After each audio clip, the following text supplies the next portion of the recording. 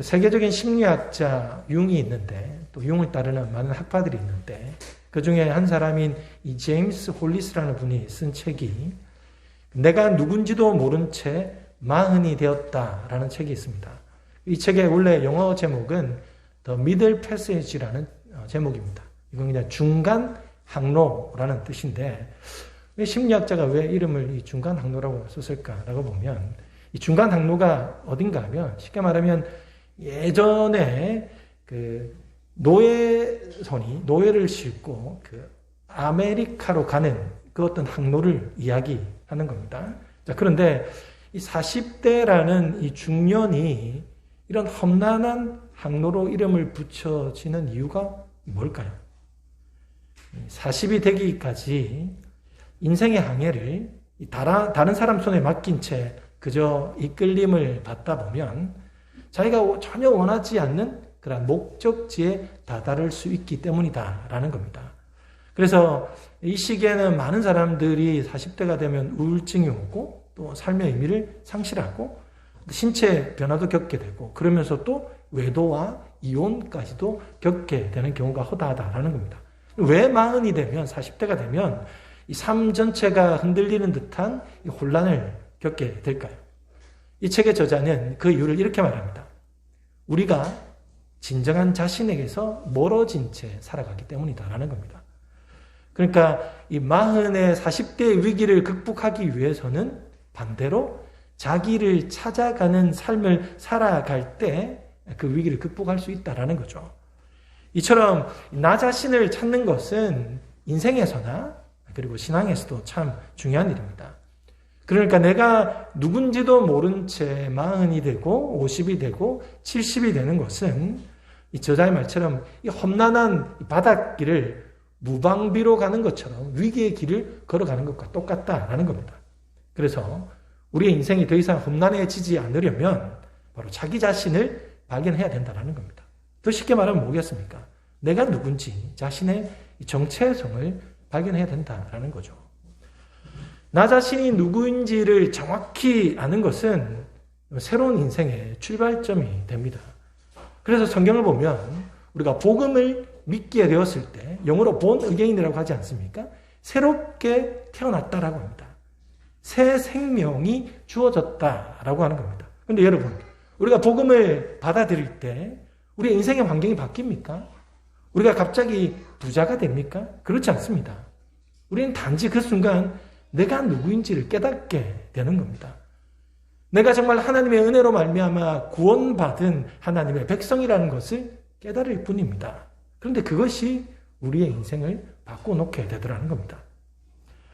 여러분은 지금 여러분 자신을 누구로 명명하며 살아갑니까? 아마 대부분의 사람들은 나는 누군가의 엄마로, 또 누군가의 아내와 남편으로, 혹은 누군가의 아빠로, 누군가의 자녀로, 때로는 직장에서는 어떤 직분을 갖고 있는 사람으로 스스로를 명명하며 살아가고 있을 겁니다. 하지만 성경은 우리를 그렇게 부르지 않습니다. 성경은 우리에게 많은 이름을 주셨는데 그 중에 하나가 오늘 본문에 나오고 있습니다. 그것은 바로 우리를 그리스도의 일꾼이고 하나님의 비밀을 맡은 자로 부르고 있다라는 겁니다. 자, 오늘 1절 말씀인데 우리 다시 한번 같이 읽어보겠습니다. 시작. 사람이 마땅히 우리를 그리스도의 일꾼이요 하나님의 비밀을 맡은 자로 여길지어다. 자, 이 말씀은 사람들이 우리를 그리스도의 일꾼이요 하나님의 비밀을 맡은 자로 받아들여야 한다는 말입니다. 뭐 일꾼도 아닌데 하나님의 비밀을 맡은 자도 아닌데 그렇게 여겨달라 하는 게 아니에요. 우리는 이미 일꾼이고 그리고 맡은 자이기 때문에 그렇게 보아야 한다라는 겁니다. 자, 근데 우리가 읽었던 이 성경에 보면 일꾼이다라는 표현을 쓰고 있지만은 사실 이것은 우리 한글 성경이 아주 부드럽게 사실은 표현한 것이다라고 볼 수 있습니다. 왜냐하면 헬라어 원문에 보면 이 일꾼이라는 단어가 영어의 slave, 노예입니다. 노예. 사실 일꾼과 노예는 어감 자체가 사실 다르지 않습니까? 노예는 어쩌면 우리에게도 일꾼보다도 더 이런 표현이 좀 그렇지만 천하고 낮은 신분이다라는 거예요. 그래서 이 노예는 도저히 높임 받을 수 없는 신분을 말하는 겁니다. 자, 이 사실을 분명히 하기 위해서 바울이 바로 일꾼이라는 이 단어를 쓸 때 헬라어에서는 바로 후페레테스라는 단어를 사용하고 있는 거예요. 이때 당시 후페레테스는 누구냐 하면 보통 노예를 싣고 가는 노예선이 있으면 그 노예 그 배 가운데서도 가장 밑부분에서 노를 젓는 사람을 이 후페레테스다라고 그렇게 부르는 겁니다. 여러분 혹시 명량이라는 영화를 보셨습니까? 그 명량이라는 영화를 보면 우리가 그 왜군과 싸울 때 그 거북선 밑에서 막 노를 젓는 많은 일꾼들이 있지 않았습니까? 바로 그런 사람들을 이야기하는데 이 노예선에서 노를 젓는 사람은 그보다 더한 사람을 이야기하는 거죠. 옛날 노예선은 이 노를 젓고 갈 때 2단과 어떤 3단이 있는 그런 배를 만들었다는 겁니다. 근데 그 중에서도 가장 밑바닥에서 노를 젓는 노예가 바로 후페레테스다라는 거죠. 여러분 한번 생각해 보십시오. 노예선이 떠납니다. 그리고 거기에 많은 노예들이 있어요. 근데 그 노예로 잡혀가는 그 자체만으로도 이미 심리적으로도 육체적으로도 너무나 힘들지 않습니까? 자, 그런데 그냥 가는 게 아니에요. 그 노예들 중에 어떤 이들은 저 배 밑에 가서 뭐 죽든지 살든지 상관없이 그냥 계속 노만 져야 되는 그 일을 하고 있는 그 사람이 바로 후페레테스다라고 그렇게 말하고 있는 거죠. 그런데 이것을 바울은 자기 자신과 동일시하고 있는 겁니다. 내가 그렇고 우리가 바로 하나님께서 우리를 후페레테스로 부르셨다라고 말씀하고 있는 겁니다. 그러니까 그런 사람들은 오직 주인에 의해서만 움직이고 주인께만 순종하고 주인의 뜻을 절대적으로 따라야 하는 사람이다라는 거죠. 그래서 우리도 바로 주인이신 예수님만 의지하고 예수님의 뜻에만 따라야 살아야 하는 바로 그런 예수 그리스도의 일꾼 후페레테스 노예다라고 말씀하고 있습니다. 자, 그러면 바울이 왜 이런 표현을 사용하고 있는 걸까요? 그것은 이 편지를 받고 있는 고린도 교회, 그 교회 내에 아주 심각한 문제 중에 하나가 뭐냐면 성도들이 예수 그리스도를 따르고 하나님을 따르며 영광을 돌리는 게 아니라 사람을 따르고 내가 따르는 그 사람이 최고다라고 하고 그를 사람이 숭배처럼 하는 그런 일들이 많이 생기게 되었던 거예요. 그래서 나는 바울이 최고다. 나는 바울이 우리 교회 최고고 우리 나라 최고다. 나는 바울에게 세례받았어. 베드로가 최고야. 아볼로가 최고야. 그러면서 사람들이 분파가 생기면서 교회가 나누어지고 쪼개지기 시작했던 겁니다. 그래서 바울은 우리는 이래서는 안 된다. 우리는 다 하나님의 노예고 하나님의 일꾼이다. 우리는 오직 하나님만 따르고 그리스도만 따르고 그리스도의 말에 순종해야 되는 사람이다라는 것을 강조하고 있는 겁니다. 이것이 바로 이 성경이 말하고 있는 일꾼인 거죠. 우리는 그 일꾼으로 부르심을 받았습니다. 자, 오늘 본문에 보면 또 하나 우리는 누구냐? 하나님의 비밀을 맡은 자다라고 말씀합니다. 오늘 1절 말씀을 다시 한번 보시면 자, 사람이 마땅히 우리를 그리스도의 일꾼이요 하나님의 비밀을 맡은 자로 여길지어다라고 말합니다. 당시 바울과 아볼로, 게바 이 사람들도 하나님의 말씀을 전하는 그 사역을 감당했던 겁니다. 자, 그런데 고린도 교인들이 볼 때는 이들이 너무나 대단한 거예요. 왜냐하면 그들은 자기가 알지도 못하는 어떤 하나님의 비밀, 영적인 비밀들을 자신에게 전해준다라고 생각했기 때문이었던 거죠. 사실 여기서 하나님의 비밀이라는 것은 쉽게 말하면 복음입니다. 복음. 하나님의 어떤 구원 계획에 관한 하나님의 놀라운 말씀들을 전했던 거죠. 근데 그들에게는 사실 생전 듣도 보도 못한 구원에 관한 말씀, 영생에 관한 말씀이었으니 그런 것들을 전해주는 그들이 너무나 대단하고 너무나 신비롭고 존경스러워 보였을 겁니다. 그러다 보니 그들은 우리가 따르는 이 사람이 최고다라고 하나님이 아닌 사람을 따르는 일들이 생기게 되었던 거죠. 그러나 바울은 여기서 우리가 너희들에게 높아져야 될 이유가 전혀 없다라고 말을 하면서 우리가 바로 하나님의 비밀을 맡은 자이기 때문이다라는 겁니다. 자, 그러면 여기서 맡은 자는 뭐냐 하면 좀 더 쉽게 말하면 청지기라는 말입니다. 그래서 영어 성경에도 보면 이 맡은 자를 스튜어드라고 합니다. 스튜어드. 이게 여성 명사로 바뀌면 뭡니까? 스튜어디스입니다. 그죠? 스튜어디스가 우리는 보통 승무원이잖아요.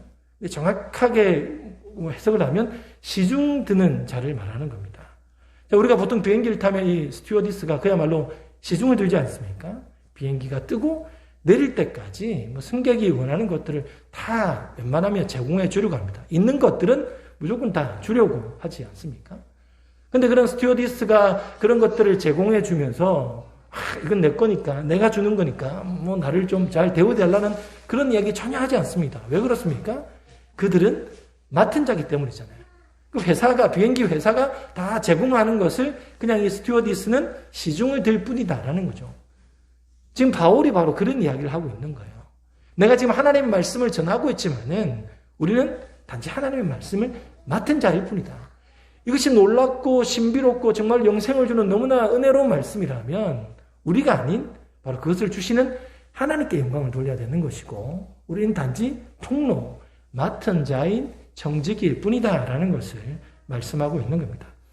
그래서 나중에 고린도 전서 9장에 보면 바울이 또 이런 고백을 합니다.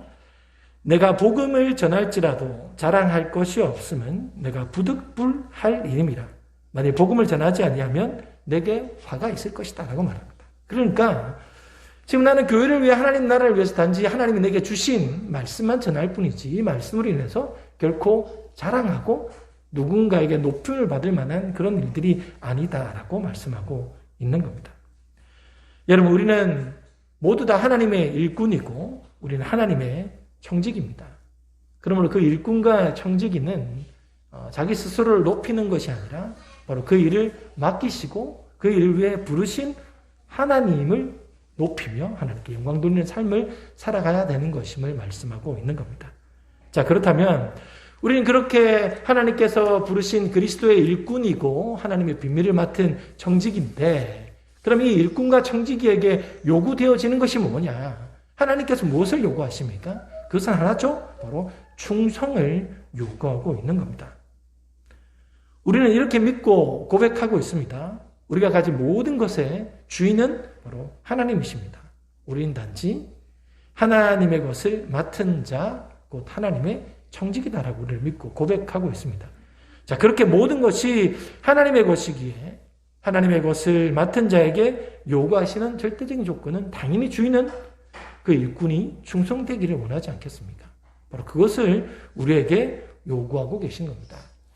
자, 고린도전서 4장 9절 이후에 보면 바울은 자기 자신을 어떻게 표현하냐면 우리는 하나님 앞에 어리석고 약하고 비천하고 줄이고 만물의 찌꺼기 같다라고 그렇게 고백합니다. 근데 정말 바울이 배우지 못해서 어리석고 지혜가 없고 비천한 자입니까? 그렇지 않습니다. 최고의 학문을 배웠던 사람입니다. 그런데 바울에게서는 그 하나님의 일을 맡은 자가 하나님의 일을 함에 있어서 지혜나 능력이나 문벌이나 이런 것은 중요한 것이 아니더라는 겁니다. 왜 그렇습니까? 그 일을 맡기시고 시키시는 그 하나님이 훨씬 더 지혜롭고 능하신 분이기 때문이에요. 하나님께서 그 일을 주실 때 내가 지혜롭기 때문에 문벌이 있기 때문에 능력이 있기 때문에 주신 것이 아니라 하나님이 이미 훨씬 더 지혜롭고 능력이 있기 때문에 우리에게 그 일을 주시면서 때로는 지혜 주시고 능력 주시는 분이기 때문에 우리가 지금 무엇을 가지고 있는가가 중요하지 않다라고 그렇게 말하고 있는 겁니다. 그래서 나 자신을 믿는 것이 아니라 능하신 하나님을 믿기 때문에 때로는 다른 사람이 볼 때 어리석게도 충성하기도 하고 약한 자처럼 온전히 충성한다라고 그렇게 말하고 있는 겁니다. 근데 여러분 이 충성이라는 것은 단지 행동만 하는 게 충성은 아닌 거예요. 그야말로 마음까지도 함께 드려져야 온전한 충성이다라고 할 수 있습니다. 그래서 잠언 25장 13절에 보면 이런 말씀이 있습니다. 충성된 사자는 그를 보낸 이에게 마치 추수하는 날의 얼음 냉수 같아서 능히 그 주인의 마음을 시원하게 하느니라 라고 말합니다. 날씨가 점점 더워지고 있지 않습니까? 그죠? 밖에서 좀 더 걸으면 조금 더 막 목에 갈증이 나는데 그때 우리가 시원한 음료 한 잔 마시면 그야말로 살 것 같지 않습니까? 마음이 시원해지듯이 이 충성된 사자는 그 주인의 마음을 시원하게 하는 자다라고 그렇게 말씀하고 있습니다. 그 사무엘하 23장에 보면 이제 다윗도 나이가 들어가고 이제 뭐 다윗의 어떤 생애 말기쯤 될 때 그 주변에 다윗을 열심히 따랐던 또 용사들에 대한 이야기들이 막 나와요. 대표적인 용사들이 뭐 한 30용사 되는데 그 중에도 또 세 용사가 있습니다. 세 용사들에게 어떤 일이 있었냐면 이전에 이제 블레셋과 이제 다윗의 군대가 이스라엘이 이제 전쟁을 하려고 대치 중에 있었는데 이 블레셋이 차지하고 있었던 지역이 이 베들레헴 쪽에 진을 치고 있었던 겁니다. 그런데 다윗이 그 모습을 보니 참 안타까운 거죠. 어떤 안타까움이냐? 자기가 살던 그 베들레헴 그곳에 블레셋이 진을 치고 있는데 다윗이 옛날에 저곳에서 내가 우물에서 물을 먹었던 그때가 너무나 그립다. 그런 이야기를 하는 겁니다. 그러면서 반드시 저 땅을 아마 우리가 차지해야 되지 않겠느냐라는 그런 마음이었던 거죠. 자, 그런데 그 말을 들었던 그 세 용사는 블레셋 군대가 진을 치고 있는 그곳에 밤에 살짝 가서는 물을 떠다 다윗에게 드린 겁니다. 그러니까 그들이 볼 때는 정말 다윗이 그것을 너무나 간절히 원하니까 정말 그 우물이라도 떠다주면서 그 마음을 달래주려고 세 용사가 물을 떠온 거예요. 다윗이 그 물을 보면서 어떻게 했겠습니까? 옳다군하고 마셨겠습니까? 못 마십니다. 왜냐하면 이 상황을 너무나 잘 아니까. 내가 뭐 그곳에 그때가 그립다라는 그 말 한마디에 이 세 용사가 목숨을 걸고 물을 떠다 왔으니 이 물은 그들의 피와도 같기 때문에 자기는 도저히 이 물은 마시지 못하겠다라고 그렇게 고백을 합니다. 근데 성경에도 보면 이 이후에 그 다윗의 그 용사들을 판단하고 그리고 표현을 할 때 이 세 용사들이 기준이 됩니다. 이런 재미난 표현이 있습니다. 그 사무엘하 23장 19절에 보면 그 용사들 중에 그의 우두머리가 되었다라는 어떤 그런 표현을 합니다. 그러니까 아마 그 30용사들 중에 어떤 무리에 우두머리가 세워졌는데 어떻게 표현하느냐? 세 용사에는 미치지 못하였다라는 겁니다. 그렇게 훌륭한 용사들 가운데 우두머리가 되었으면 얼마나 뛰어난 용사겠습니까? 그럼에도 성경은 세 용사들에 미치지 못했다라는 그런 표현을 합니다. 그러니까 그때 이후부터는 그 세 용사가 어떤 충성의 기준이 되었던 거죠. 이 세 용사가 어떤 사람입니까? 바로 그 다윗의 주인의 자기의 어떤 주의 어떤 마음을 흡족해 한 사람. 그 마음을 시원케 한 사람이 바로 세 용사였던 겁니다. 이것이 바로 정말 하나님께 충성하는 자가 아닌가. 마음 다해 하나님의 마음을 시원케 해드릴 수 있는 자가 충성된 자라는 겁니다. 근데 하나님은 우리에게 그런 충성만 요구하시는 것은 아닙니다. 하나님께 충성을 다할 때 하나님은 그들에게 반드시 열매로 응답하여 주시는 것을 보게 됩니다. 그래서 성경에도 보면 정말 너희들이 마음 다해 생명 다해 충성할 때 이 생명의 면류관을 주실 것이다 라고 말씀하고 있습니다. 그것이 이 땅의 면류관이 될 수도 있겠지만 영원한 나라에 하나님께서 면류관을 우리에게 허락해 주실 것이다 라고 약속하고 있습니다. 그 미국의 그 강철 왕이라고 불리는 이 카네기가 있습니다. 그죠? 이 카네기가 철을 통하여서 뭐 세계적인 부호가 되지 않았습니까? 근데 이 카네기에게 있는 유명한 일화 중에 하나가 그의 후계자에 관한 일화가 있습니다. 카네기가 세계적인 부호가 되었으니 나중에 나이가 들어서 은퇴할 때쯤 되니까 사람들이 과연 누구를 후계자로 삼을까? 관심이 많지 않습니까?